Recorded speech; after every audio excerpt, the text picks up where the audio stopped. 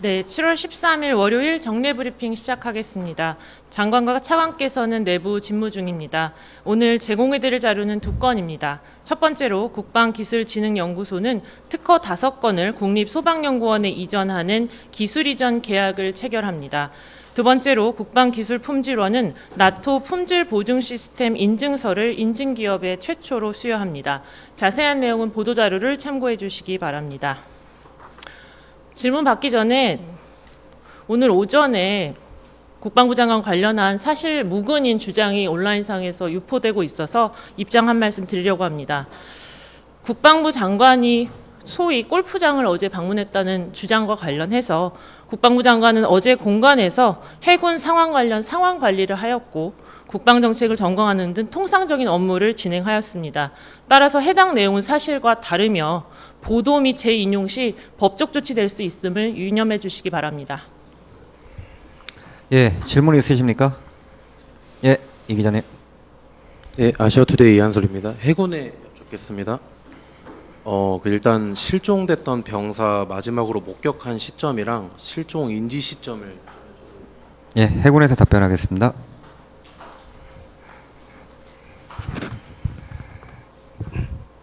네, 해군 공부과장 오세성 대령입니다.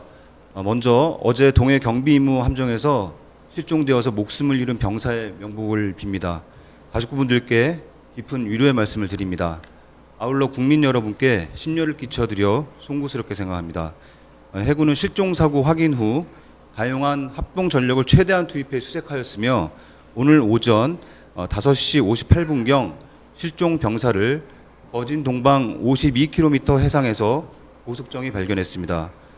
이어 인근 호위함에서 고속단정을 이용해 실종 병사의 시신을 수습해 현재 해군 동해기지로 이송 중입니다. 오늘 오전 중 입항할 예정입니다. 사고 함정은 오늘 8시경 해군 동해기지에 입항하였으며 정확한 사고 경위와 사망 원인에 대해서는 민간 경찰과 군 수사기관이 합동으로 수사할 예정입니다. 아까 말씀하신 실종 시점은 현재 특정하기가 좀 힘듭니다. 그래서 정확한 그 경위를 수사기관에서 조사할 예정입니다. 네, 그 보도 나온 거 보면 그 새벽 2시에 순찰 당직자가 마지막으로 목격했다고 하고 군이 인지한 거는 아침 8시 당직자 집합 때 인지를 했다고 들었는데 6시간 동안 병사 소재 파악이 안 됐던 건지 궁금하고 뭐 불침번이라고 해야 될까요? 그 순찰 근무자가 수시로 격실에 들어가서 인원을 파악하지 않는 건지. 조금 이제 이 일반적인 그 지상군하고 해군 함정은 조금 차이가 있습니다. 해군 함정은 격실이 굉장히 많고 그 각 격실별로 나눠져 있어서 숙면을 취하기 때문에 이 순찰 당직자는 그 인원을 세는 것이 아니라 각 함정에 어떤 위험 개소가 있는지 이런 것을 하지 사람을 확인하지는 않습니다. 다만 해군 함정 당직자에 대해서는 이제 인원을 확인을 하고요. 그 다음에 아침이 되면은 전체 인원을 이제 파악을 합니다. 그래서 이제 아침 7시 45분경에 이 사망 병사가 당직을 서야 되는데 오지 않아서 이제 이 실종 사실을 확인하게 된 겁니다.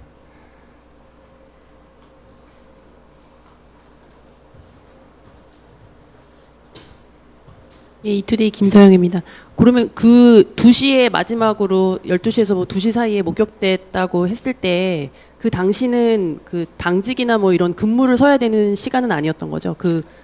원래는 취침을 해야 됐었어야 되는 시간이었던 건가요? 어제 발표한 것과 저희가 이제 어제 발표할 때는 이제 초동 어느 정도 이제 그 배 확인을 해서 이렇게 말씀을 드렸던 건데 추가로 어제 야간 중에 확인한 것은 이 순찰 당직자는 말씀드린 대로 배를 이렇게 순찰을 하는데 시간은 02시라고 이제 확정이 조금 힘들다는 진술을 받았습니다. 그래서 이 친구가 이 순찰 당직자가 배를 2번 순찰을 했는데 한 번은 새벽 00시부터 00시 20분 사이, 그 다음에 두 번째는 02시부터 02시 20분 사이에 순찰을 한 것으로 나오는데 정확하게 언제 이 사망자를 목격했다는 것은 자기도 잘 모르겠다고 이렇게 다시 진술을 했습니다. 그래서 그 부분하고 그 다음에 다른 이제 같은 같은 침실을 사용하는 승조원이 00시 한 15분 정확하지는 않습니다. 00시 한 15분경에 체육복을 입고 침실에서 나가는 장면을 목격했다고 하는 이제 두 가지 진술을 저희가 이제 받았고요. 나머지 부분은 이제 정확하지 않기 때문에 이 부분은 수사를 하면서 밝힐 예정입니다.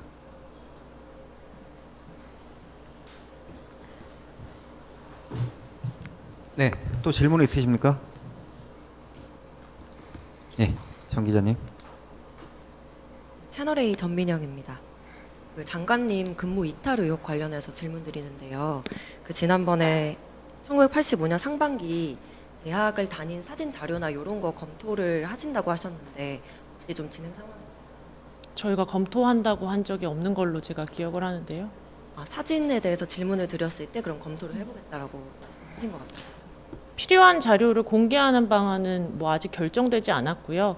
저희가 여러 차례 설명드렸듯이 국방부 장관은 정상적으로 복무를 완료했고 해당 내용에 대해서는 명백히 허위라는 입장입니다. 그럼 자료 공개 자체는 추가 계획은 아직까지는 없는 걸까요? 네, 없습니다. 그리고 추가로 그 국방부 설명이랑 좀 장관님 말씀을 토대로 하면 소집 해제 후에 추가 복무를 하고 또 재차 소집 해제가 이루어진 건데 그러면 그 날짜에 대한 기록이 다 있을 거잖아요. 인사 명령이 내려졌을 거고 병적 기록에 다 기재가 돼 있을 건데 그런데 이 횟수들이 다 기재가 돼 있는 건지 아니면 최초 소집한 날짜와 최종적으로 소집 해제 일자만 기록돼 있는 건지 다시 질문해 주시겠습니까? 병적 기록에 소집 일자 그리고 소집 해제가 1회가 기록돼 있는 건지 아니면 장관님이 말씀하신 대로 해당 날짜들 모두 기재가 돼 있는 건지.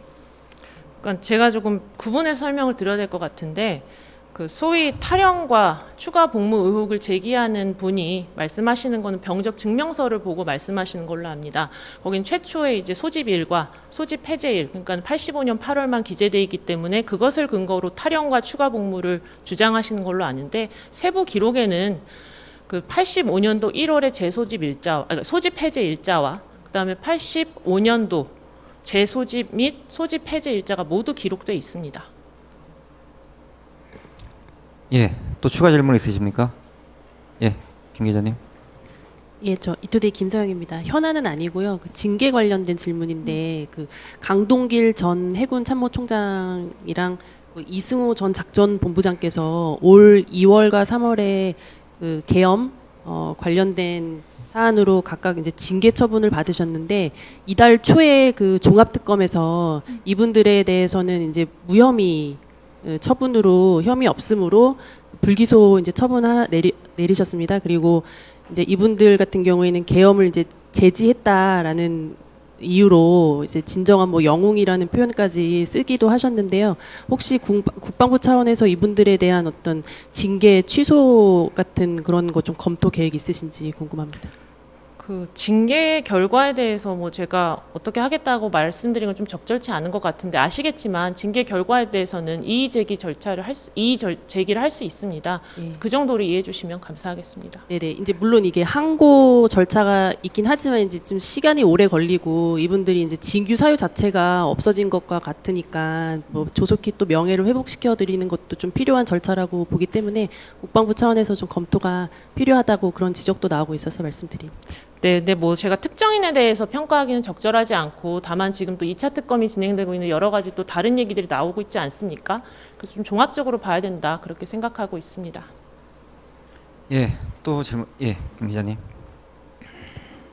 네, 아주프레스 김희수 기자라고 합니다. 그 광주 군공항 이전 관련해서 질문드리고 싶은데 이제 전남 무안 대체공항 완공되기 전에 이제 원주 등 다른 공군기지로 이제 이전해서 약간 분산 배치하는 방향도 이제 거론되고 있는데 이제 지금 현재 광주 군공항이 이제 조종사 훈련 비행을 많이 한다고 하는데 이제 공군이 그럴 여력이 되는지 한번 여쭙고 싶습니다. 말씀하신 대로 그 정부의 반도체 산업 경쟁력 강화 정책에 부응하는 동시에 이제 대비태세 문제가 없도록 그리고 그런 훈련 문제 차질이 없도록 공군과 긴밀히 협의해서 방안을 만들어 나가겠습니다. 예, 김민석 기자님. 뉴델리 김민석입니다. 아까 그 군공항 관련해서 말씀드리는 건데 지금 보면은 광주 전남 시장 특별시장은 마치 이제 군공항은 당연히 이제 소개시키고 거기에다가 반도체 공장을 짓는 것처럼 그렇게 보도가 올라오고 있거든요.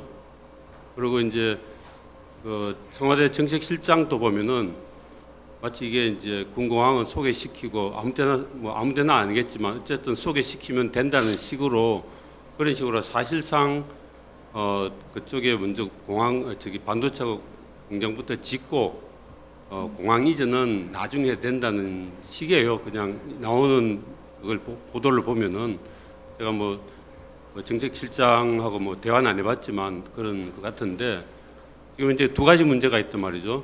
거기에 이제 여러 가지 공군의 시설이 있고 훈련 받는 것도 있고 오늘 다른 보도를 보니까 거기에 이제 훈련 받는 뭐라나 시뮬레이터도 있는데 굉장히 그거는 잘 정비를 해야 하는 그런 상황도 되고 또 하나는 이제 미군이 이제 군산이나 뭐 이런 데 있는 또 미군들이 추가로 한반도에 정원이 되면은 그러면 이제 5개 군 공항으로 이렇게 소개해서 이제 거기서 배치가 된다고 하는데 그 문제는 미군하고 주한미군과 협의가 됐는지 협의하기 전에 정부가 먼저 그런 말을 하는 건지 이런 거를 좀 답변 주시면 좋겠고요.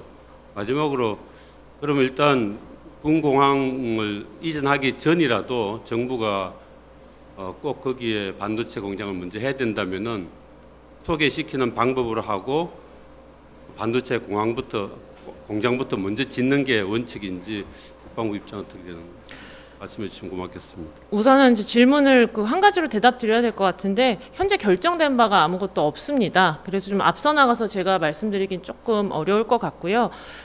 좀 전에 제가 설명드린 대로 국가 정책에 부응하면서도 우리 군의 대비태세 그리고 안보 공백이 최소화될 수 있는 방안을 다각도로 검토를 하고 공군 그리고 미측과 협의를 해나갈 예정입니다.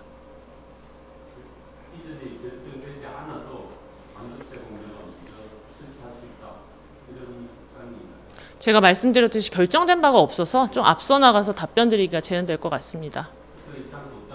네. 예, 또 질문 있으십니까? 예, 없으시면 오늘 브리핑 마치겠습니다.